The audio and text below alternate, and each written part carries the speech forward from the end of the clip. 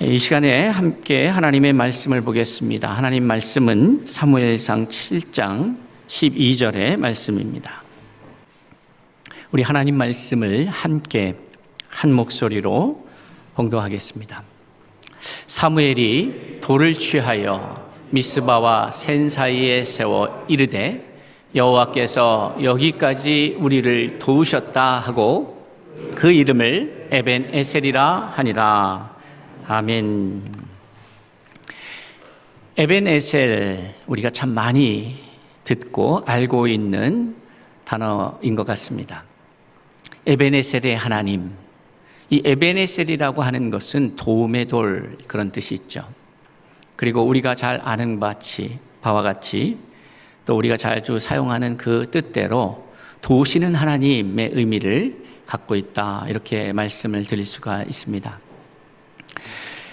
그리고 오늘 7장 12절의 말씀을 보면 이 이야기가 사무엘이 이제 리더십의, 이스라엘의 혼란 속에서 리더십이 교체되고, 어떻게 보면 사무엘이 공식적으로 모든 백성 앞에서 이제 리더의 길을 가는 그 시작을 알리는 시간이 바로 이 시간입니다.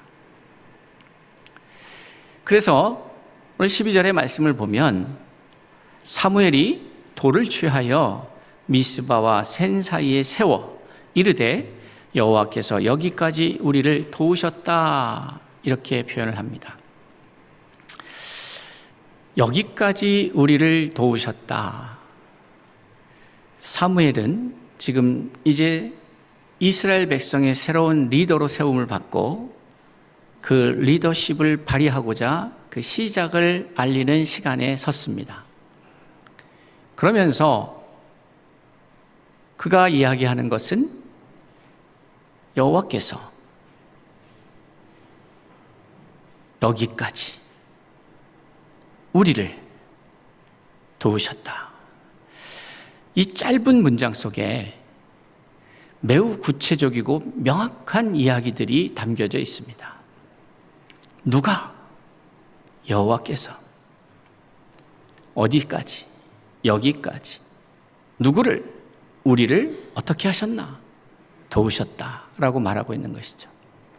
그러니까 이 짧은 문장 속에 사무엘이 어떠한 심정으로 이 말을 하고 있는지를 우리가 살핀다는 것은 바로 이 도움, 하나님의 도움을 필요로 하는 어느 때보다도 절실한 오늘의 기독교인들에게, 오늘의 믿음의 사람들에게 이 의미야말로 좀 더 명확하게 이해해야 하며, 그 사무엘의 고백이 그만의 고백이 아니라 저와 여러분의 고백이 되어야 함을 우리는 알아야 합니다. 그러면 이 이야기가 어떻게 해서 이 이야기가 시작되는가, 그걸 좀 살펴볼 필요가 있겠죠. 우리가 잘 아는 바와 같이 이제 사무엘 이전에 지도자는 엘리 제사장이었습니다. 그런데 이 엘리 제사장은 우리의 기억 속에 그렇게 존경받고 존중받는 지도자로 기억되지는 않습니다. 잘 아는 바와 같이 그의 두 아들은 엘리, 그 아버지의 권력을, 권한을 혹은 그 지위를 이용해서 부정과 부패를 일삼았던 사람들입니다. 그래서 많은 사람들이 하나님을 떠나 지도자가 흔들리니까 백성들이 하나님을 떠나기 시작합니다.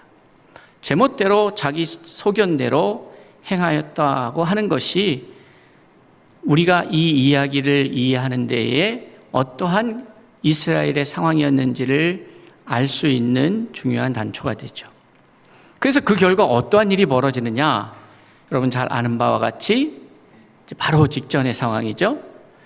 이스라엘의 그 하나님의 함께 하심의 증거인 언약궤가 블레셋에 의해서 빼앗겨짐을 당하는, 그러니까 이스라엘 백성들은 이 언약궤를 통하여 하나님이 우리와 함께 하신다는 사실, 그 믿음 속에서 자신감 있게 살아갔는데 그걸 빼앗긴 거죠. 그러니까 어떤 소위 말하는 멘붕 상태가 온 거예요. 어떻게 이러한 일이 이루어질까? 우리를 지키시는 하나님을 상징하는 언약궤를 빼앗겼다 이 말이죠. 그러니 이들의 안전의 기반이 무너진 겁니다. 기대하고 있고 기대고 있고 자신들이 평화를 누릴 수 있는 그 근거가 되었던 언약궤가 사라져버린 거예요. 전쟁에서 빼앗겨진 것이죠. 그럼 이게 이제 어떤 문제가 있냐면 우리를 지키시는 여호와를 상징하는 언약궤를 빼앗겼다는 게 우리의 무기력함도 있지만 어떤 일이 벌어집니까? 어떻게 하나님이 함께하고 하나님의 상징인 언약궤를 빼앗긴다는 것은 자신들의 무능함과 연약함과 불안도 있지만 하나님에 대한 신뢰도 흔들리기 시작하는 거죠. 하나님에 대한 믿음도 흔들리기 시작하는 것이죠. 자, 이런 복합적인 상황이 있습니다. 이러한 결과가 만들어진 것은 결국 하나님이 하나님의 백성들을 마치 버린 것 같은 그런 느낌을 주게 되는 것이죠. 그리고 그 언약궤를 빼앗기고 당황하고 두려워하던 그 기간이 약 한 7개월의 시간들이 흘러갑니다. 그런데 놀라운 것은 블레셋 땅에서 이상한 일들이 벌어지는 거죠. 언약궤를 소유하고 있는 그 블레셋 땅에 이상한 일들이 발생을 합니다. 그러다 보니까 다곤 신상이 엎어지고 자신들의 신이라고 여겨졌던 것들, 자기가 블레셋 사람들입니다. 그런 하나님의 신이 함께하는 증거인 이 언약궤로 인하여서 많은 두려운 일들이 발생하게 됩니다. 그러니까 결국 다시 돌려보내고 우리가 잘 아는 베세메스로 가는 두 송아지 소의 그 멍에를 끌고 가는 그 모습, 우리가 잘 알고 있는 모습이죠. 그리고 언약궤가 다시 돌아오게 됩니다. 그래서 이 언약궤가 기랏 여아림에 머물게 되죠. 한 20여 년간 머물게 됩니다. 자, 그런 상황에서 언약궤를 빼앗기고 두렵고 떨리는 이 상황에서 엘리가 죽습니다. 그리고 다시 돌아와서 이제 정비가 되고 새롭게 시대를 열어가야 되는 그 지점에서 지도자로 사무엘이 세움을 받게 되는 것이죠. 자, 그러한 상황이 있습니다. 그런데 여기서 이스라엘을 사무엘이 불러 모읍니다. 그러니까 자신이 이 이스라엘의 하나님을 대신하여 하나님의 그 권한을 위임받아서 엘리가 그동안에 해왔던 그 리더의 역할을 감당하게 되는데 그가 한 일이 뭐냐? 사람들을 모으기 시작합니다. 미스바로 모이라고 합니다. 왜 모이라고 했을까? 왜 모이라고 했을까? 그의 메시지는 7장 3절과 4절에 나와 있습니다. 사무엘이 이스라엘 온 족속에게 말하여 이르되 만일 너희가 전심으로 여호와께 돌아오려거든 이방 신들과 아스타롯을 너희 중에서 제거하고 너희 마음을 여호와께로 향하여 그만을 섬기라. 그리하면 너희를 블레셋 사람의 손에서 건져내시리라. 이에 이스라엘 자손이 바알들과 아스타롯을 제거하고 여호와만 섬기니라. 이렇게 말하고 있는 것이죠. 그런데 여러분, 너무너무 웃긴 일이죠.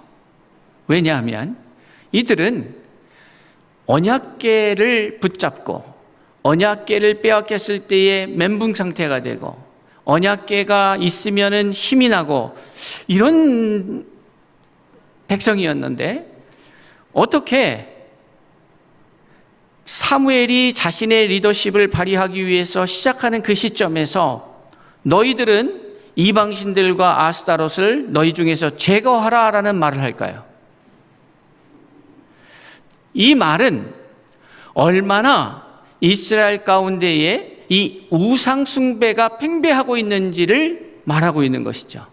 그러니까 언약궤도 갖고 있고 이방 신들도 섬기고 있고 바알도 섬기고 아스타롯도 섬기고 언약궤도 섬기고 이러한 무질서와 영적 혼란의 시대를 겪고 있었다는 것이죠. 여러분은 어떻습니까?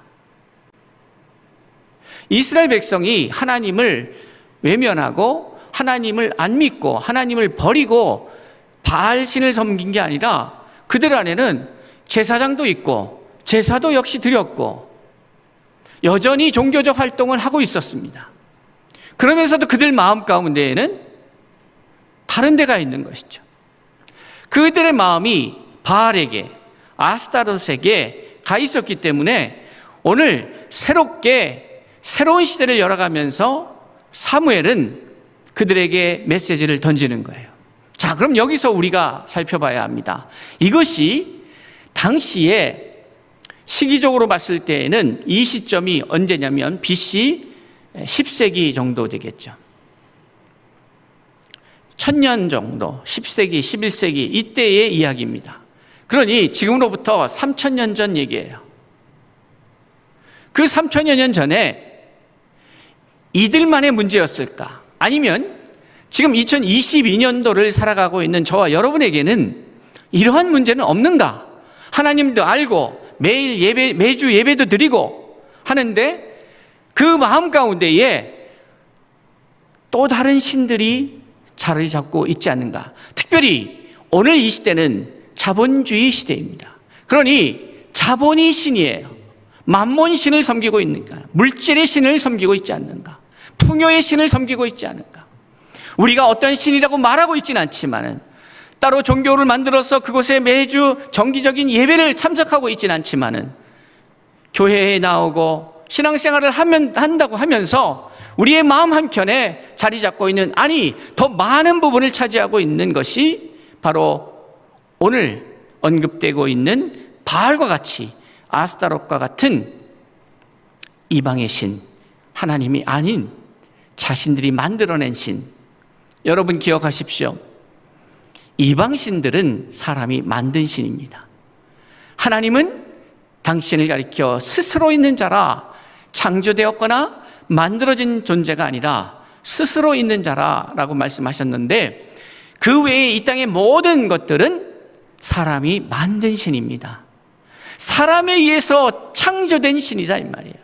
사람에 의해서 만든 신을 사람이 의지하고 있는 것이 오늘 이 시대의 모습입니다. 그렇다면은 사람들은 매 시대를 거치면서 계속해서 자기의 신들을 만들어 왔습니다. 여러분은 어떤 신들이 하나님과 더불어 섬겨지고 있습니까? 어떤 신이, 하나님 외에 다른 어떤 신이 우리의 가정 가운데에 자리 잡고 있냐 이 말이에요. 오늘 그 문제를 해결하지 않고는 우리는 하나님의 역사를 기대할 수가 없게 되는 것이죠. 그러니 우리는 때로 간혹가다 어려움 속에서, 힘듦 속에서 있을 때에 하나님이 나를 사랑하시는 건 맞는가? 하나님은 살아계셔서 역사하시는 하나님이 맞는가? 하나님이 날 버린 건 아닌가? 라고 말하고 있지만, 사실 우리가 예수 그리스도의 비유의 말씀을 통해서 생각할 수 있는 부분은 하나님이 떠난 것이 아니라 항상 사람들이 하나님을 떠나갔다는 것입니다. 탕자의 비유 속에서도 우리가 알 수 있듯이 아버지가 자녀를 내친 것이 아니고 자녀가 아버지의 집을 떠난 것이죠. 그런데 육신적으로는 공간적으로 떠나는 시점보다도, 육신적으로 공간적으로 떠나는 시점보다도 더 이른 시간에 그 마음이 떠나 있었지 않겠습니까? 우리가 행동으로 죄를 짓고 행동으로 하나님 앞에서 범죄하고 하나님을 외면하고 하는 것이 아직 발생하지 않았다고, 아직 내게 나타나지 않았다고, 내가 하나님으로부터 내 마음이 떠나지 않았다고 얘기할 수 있는가? 우리의 생각이 하나님을 떠나 있진 않는가 살펴야 하는 것이죠. 왜냐하면 그렇게 생각이, 우리의 마음이 하나님을 떠난 이후에 우리 안에 여러 가지 사건들이 일어나기 때문에 그렇습니다. 오늘 이스라엘 백성들은 아스타로스를, 다곤 신상을, 이방신들을, 바알들을 섬겼습니다. 그러면서도 여전히 하나님을 섬긴다고 말했습니다. 그러자 어떠한 일이 벌어집니까? 언약궤를 빼앗기고 블레셋에게 전쟁에서 패하고 여러 어려움들이 발생하게 됩니다. 그런데 오늘 사무엘은 오늘 어떻게 보면 이런 상황 속에서 참 쉽게 할 수 없는 말을 합니다. 우리가 생각할 때는 이것이 그냥 역시 사무엘이야, 믿음의 말이야, 쉽게 할 수 있는 일이 아닌데 사무엘은 아주 쉽게 하는 것처럼 보여집니다. 어떤 말인가 하면 사무엘이 여호와께서 여기까지 우리를 도우셨다라고 말합니다. 그런데 이 말을 하기 전에 어떤 일이 벌어집니까?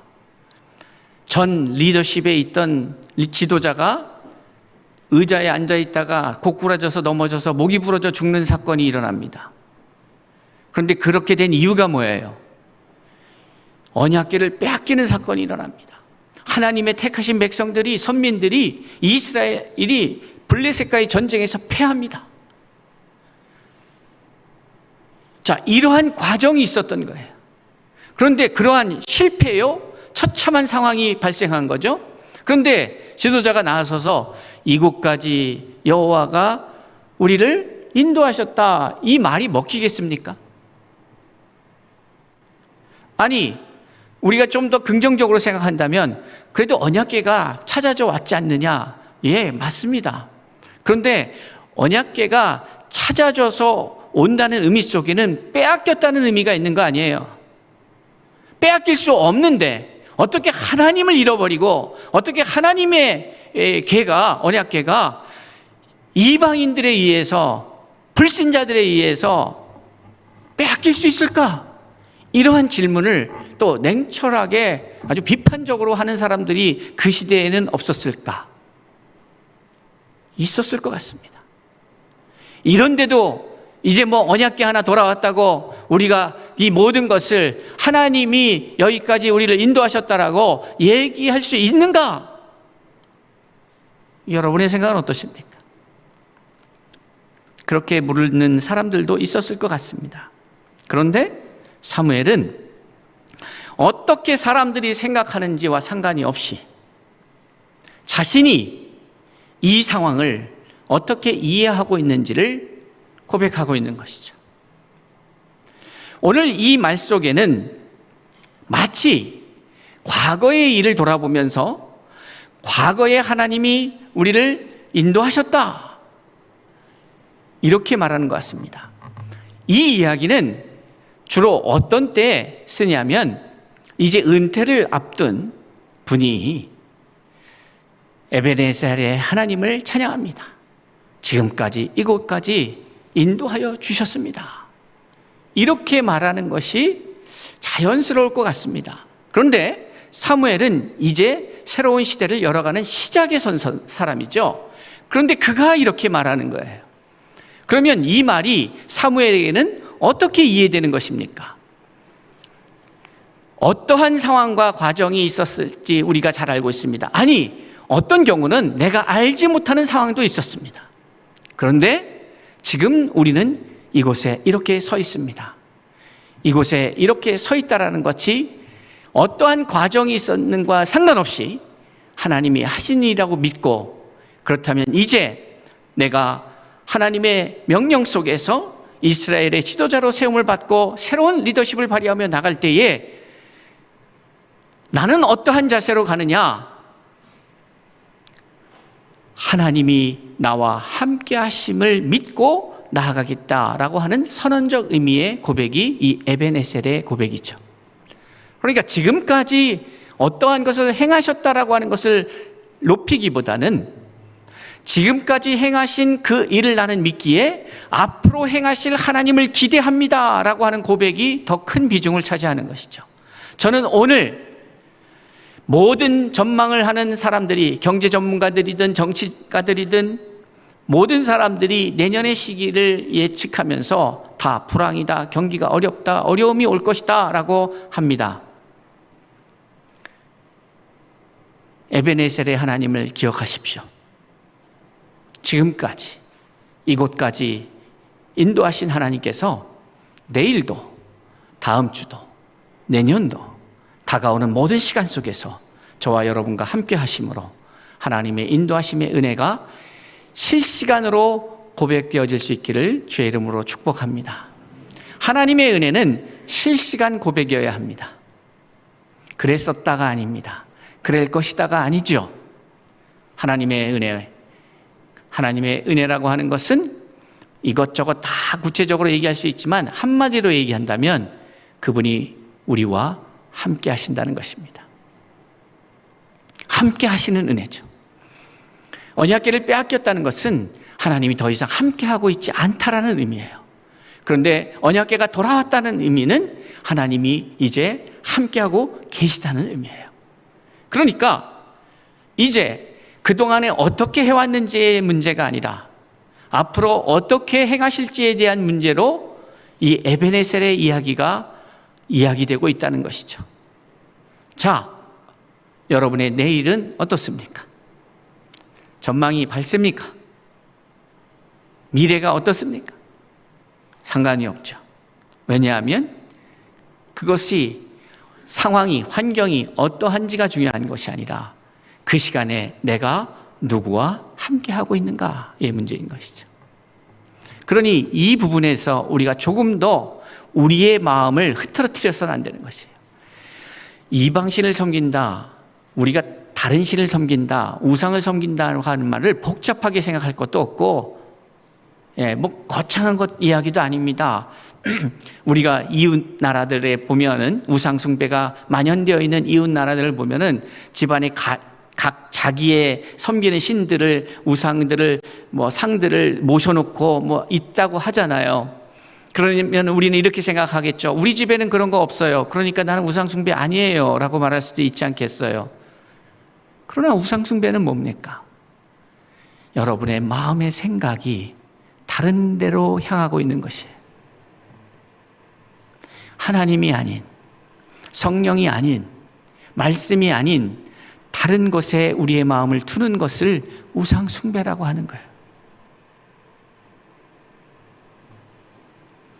에베네셀의 하나님의 의미는 하나님이 우리와 함께 하신다는 의미 속에는 또 다른 차원의 이야기가 얘기되고 있다는 것이에요. 뭐냐면 하나님이 우리와 함께 하기 위해서는 내가 어떠한 사람이어야 하는가를 얘기하고 있는 것이죠. 그러니까 사무엘이 과거에도 그렇게 한 것처럼 하나님은 나와 함께 해주실 거야 라고 하는 믿음과 소망과 바람뿐만이 아니라 그 이야기는 어떠한 것을 담보하고 있습니까? 나는 하나님이 나를 떠나지 않도록 하나님이 나와 함께 하시는 자로 존재하겠습니다. 이 고백인 것이죠. 이 결단인 것이죠. 그러니까 그 결단이 어디 나오는 거예요? 3절에 나오는 거예요. 그 메시지 속에 나오는 거예요. 너희 마음을 여호와께로 향하여 그만을 섬기라. 그 말은 나는 이제 어린 나이에, 여러분 사무엘이 매우 어린 나이에 지도자로 세워지는 거예요. 이 사무엘이 경험을 갖고 지도자로 세워지는 게 아니에요. 프로필이 화려해서 지도자로 세워지는 게 아니에요. 갑자기 엘리가 죽어요. 어떻게 보면 갑자기 세워지는 거예요. 우리의 생각 속에는. 그런데 하나님의 시간으로 보면 사무엘은 이제 때가 된 거죠. 우리의 눈으로는 아직 어린데, 경험이 부족한데, 뭐가 어떤데, 이런 수많은 이야기를 할 수 있습니다. 그러나 여러분 기억하십시오. 명심하십시오. 여러분이 어떠한지를 결정하는 것은 하나님이 하시는 겁니다. 다윗이 준비되었기 때문에, 우리의 생각에 다윗이 준비되었기 때문에 우리의 생각에, 우리의 과정 속에서 그가 그럴 만한 사람이기에 골리앗 앞에 선 것이 아닙니다. 하나님의 때에 서는 것이에요. 에녹이 준비가 되었기 때문에 우리가 생각할 때는 경험이 많으니까 600년의 인생의 경험이 있으니까 노아요. 그렇게 해서 그 시간에 방주를 만들고 그러는 게 아니에요. 하나님의 때가 있어요. 하나님의 때. 하나님의 때. 우리는 지난 수주 동안에 이 때에 대한 이야기를 해왔던 거예요. 그래서 지난주에는 어떤 말씀을 해주셨어요? 여운과 여명의 말을 해주신 거예요. 새로운 시대가 열리기 위해서는 남겨진 소리들이 그 소리들에 의해서 새로운 시대를 알리고 그 시대가 가까웠음을 선언되고 그 남겨진 소리들이 이제 새로운 시대의 소리로 그것이 열어가는 소리로 작동해야 되는 것이죠. 그런데 그 지점에 뭐가 있습니까? 하나님의 때가 있는 거예요. 이 시대는 추수의 시대예요. 씨를 뿌리는 시대가 아니에요. 추수할 시대예요. 그렇다면 이 때에 맞게 우리는 우리의 의식들을 바꿀 필요가 있는 거예요. 사무엘은 어린 나이에, 인간적으로 준비되지 않은 나이에 갑작스럽게 지도자로 세움을 받습니다. 여러분 명심하십시오. 우리의 시간 속에, 우리의 관점 속에 당황스러울 일 혹은 갑작스러운 일 있을 수 있습니다. 왜요? 우리가 잘 모르니까, 예측할 수 없으니까. 그러나 하나님의 세계에는 갑작스러운 일은 없습니다. 생각지도 못한 일은 없다는 거예요. 하나님의 뜻이 계셔서 그 일들을 준비하시고 이끌어 가신다는 거예요. 그러니까 그 사실을 볼 수 있는 눈이, 들을 수 있는 그 귀가 저와 여러분에게 있기를 바랍니다. 지금은 어느 때인가? 그것을 봐야죠. 투자할 때인가? 아니면 거둬들일 때인가? 알아야죠. 하나님의 때를 찾아야 합니다. 그리고 그러기 위해서는 하나님의 때를 분별할 수 있는 훈련이 필요합니다. 그리고 그 훈련은 어떤 것부터 시작되느냐? 마음을 하나님께로 돌이키는 것부터 시작되는 거예요. 그것을 회개라고 합니다. 이제 다음 주부터 저와 여러분이 이 회개에 대한 이야기를 통해서 새로운 시대를 준비할 겁니다. 우리는 회개라는 말을 되게 부정적 의미로 받아들일 수 있어요. 아니 뭐 또 잘못했다고 혼난다고 하는 거 아니야? 우리가 잘못됐다고 한다는 거 아니야? 여러분, 그것은 새로운 출발의 시작을 알리는 거예요. 새로운 시대를 알리는 소리예요.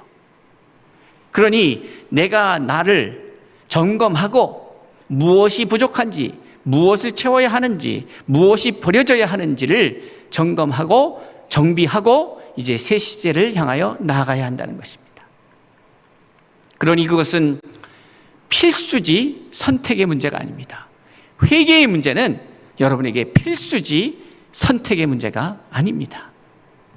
그러기에 사무엘은 우리가 잘 아는 미스바 대각성 운동을 그의 사역의 시작점으로 삼은 것이죠.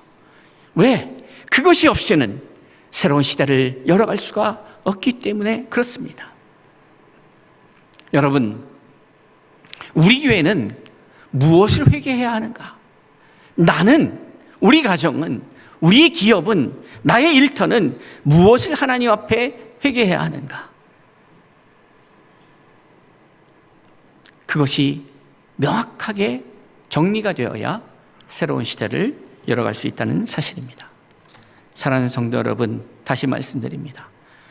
지금까지, 이곳까지 우리를 도우셨다라는 말은 은퇴를 하면서 과거의 나의 삶의 소회를 이야기하는 고백이 아닙니다.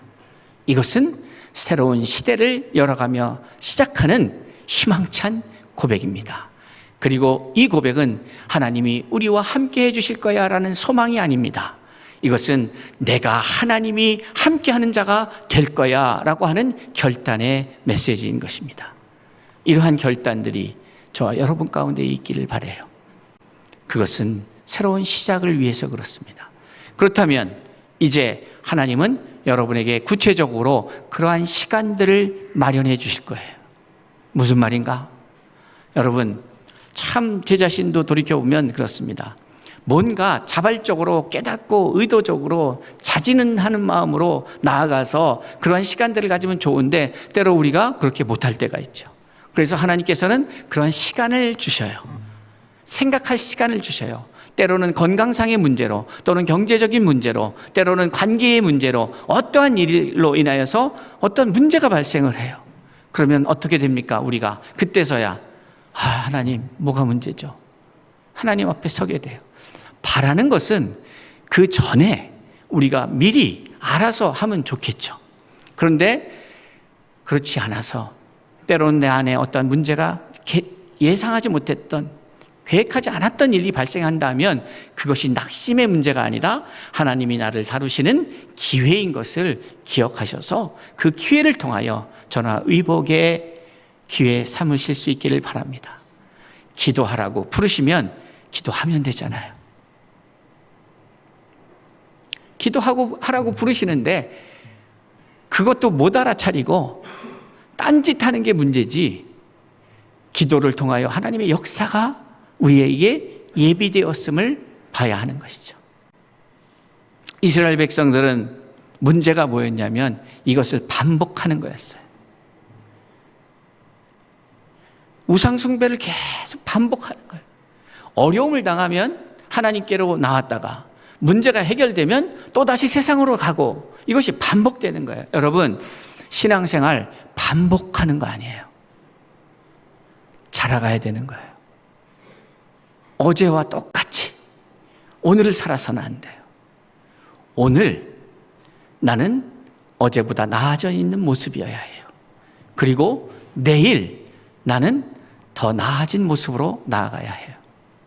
사랑하는 성도 여러분, 오늘날 한국의 기독교는 위기를 맞고 있어요.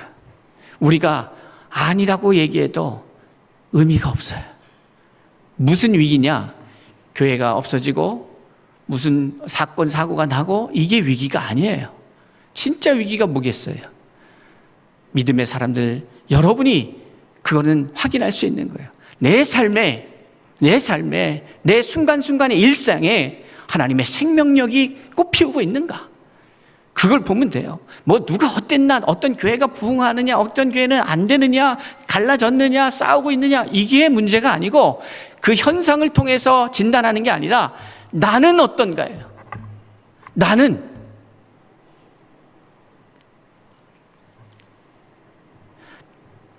내가 어떤가. 누구는 은혜를 받았대, 하나님이 누구와 역사했대, 그건 그 사람들의 문제.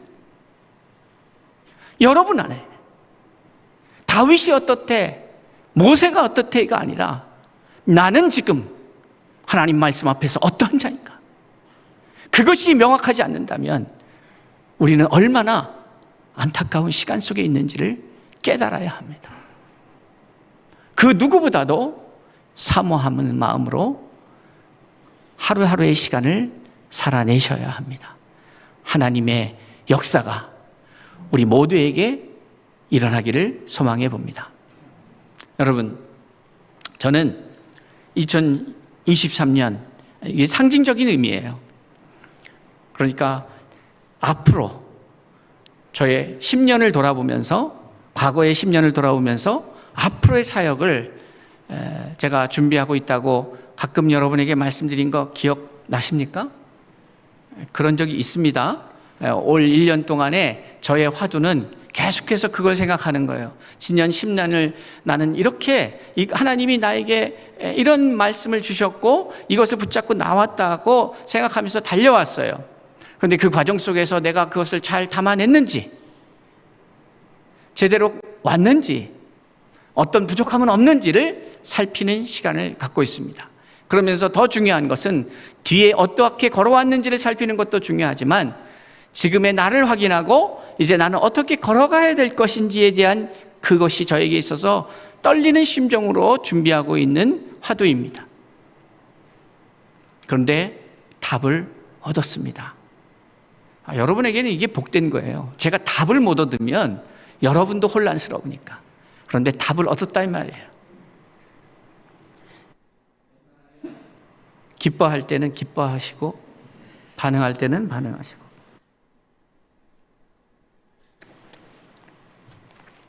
그 이야기를 통하여 오늘의 말씀을 마무리하려고 합니다. 앞으로의 10년, 상징적인 겁니다. 꼭 10년을 말하는 것은 아니고 시간을 어떻게 목회할 거냐. 하나님께서 올 한 해 저에게 말씀하시고 가르치시고 명백하게 이것이 앞으로 코디엠의 사역이고 앞으로 너가 걸어가야 될 사역의 모습이다 라고 밝혀주신 것은 이런 것입니다. 이곳에 많은 생명들이 있습니다. 그런데 같은 사람이 단 한 사람도 없습니다. 이 일을 누가 벌리셨습니까? 하나님이 만드신 겁니다. 쌍둥이 있죠? 근데 쌍둥이가 같지 않아요. 같습니까, 권사님? 쌍둥아, 같냐? 너희들이? 너무 달라요. 그렇죠? 달라요. 보기에 비슷한데 달라요. 다 달라요. 그런데 저는 어떠한 박스를 만들고 여러분에게 이 박스 안에 다 들어와서 이제 우리 공동체가 하나가 됩시다, 이렇게 사역 안 할 겁니다. 그게 아니고 하나님이 만드신 여러분의 모습을 발견해 갈 겁니다. 그래서 여러분 한 사람 한 사람이 하나님이 왜 여러분을 그렇게 만드셨는지, 그리고 여러분에게 각기 다른 인생을 허락하셨는지, 그리고 왜 이곳까지 오게 하셨는지, 그리고 앞으로 어떻게 걷게 하실 것인지, 그것을 한 사람 한 사람 발견해 가고 그 한 사람 한 사람의 부어주신 생명력을 회복시켜서 그 한 사람 한 사람이 꽃 피어지는 그날까지 저의 목회는 그 방향에서 지속될 것입니다. 성경 공부를 하는 것은 서울중심교회는 이러한 교회입니다 라고 하는 것을 가리키는 것이 아닙니다. 성경 공부를 통해서 하나님의 생명을 소유한 자들이 얼마나 다양하게 나타나고 있는가를, 열매 맺고 있는가를 보여주기 위함입니다. 여러분, 바울이 대단한지 베드로가 대단한지 이거를 성경은 논하고 있지 않습니다. 그냥 바울은 바울인 거고 베드로는 베드로인 거예요. 김 권사님은 김 권사님인 거고 최 권사님은 최 권사님인 거예요. 여러분의 심령 속에 생명의 역사가 일어날 때에 제 눈에 비친 여러분은 생동감 있고 생명력 있고 또 너무나도 활력 있고 아름다운 모습일 겁니다. 그런데 생긴 건 다 다르고 성격도 다 다른데 어떠한 일정한 틀을 만들어서 그런 사람이 되십시오 했더니 다 됐네요, 착하시니까. 그러면 되게 이상할 것 같습니다. 하나님이 무엇을 보고 기뻐했냐면 이 모든 것을 보시고 각기 다양하게 창조하신 것들이 각자의 생명력 속에서 각자의 열매를 맺어가는 것을 보시고 심히 좋았더라 하신 그 하나님의 마음을 이해해야 합니다. 그래서 이제 그런 것은 제가 그렇게 목회를 하려고 하니 이제 여러분의 몫은 뭐냐면 나는 누구인가를 찾아가야 합니다. 나는 누구인가? 그래서 여러분 안에 있는 하나님이 주신 은혜들을 꽃 피어가는 100이면 100, 1000이면 1000 모든 자들이 꽃 피어가는 그러한 교회, 생명력 있는 교회 되기를 꿈꿔봅니다. 그 일을 위해서 우리 함께 세워가는 제가 되고 여러분이 될 수 있기를 바랍니다. 나는 누구인가? 왜 지금까지 이곳까지 인도하셨는가? 때로는 인생의 과정 속에서 실패도 있었고 때로는 성공도 있었고 잘 나갈 때도 있었고 어려울 때도 있었고 아니 지금 아플 때도 있었고 건강할 때도 있었다면 그 모든 과정을 거쳐 지금 여러분은 이곳에서 살아있지 않습니까?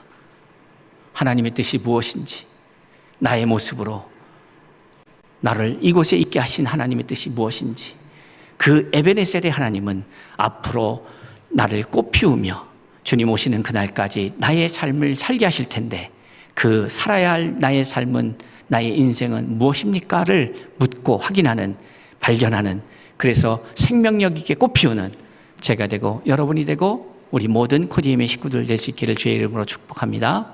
기도하겠습니다.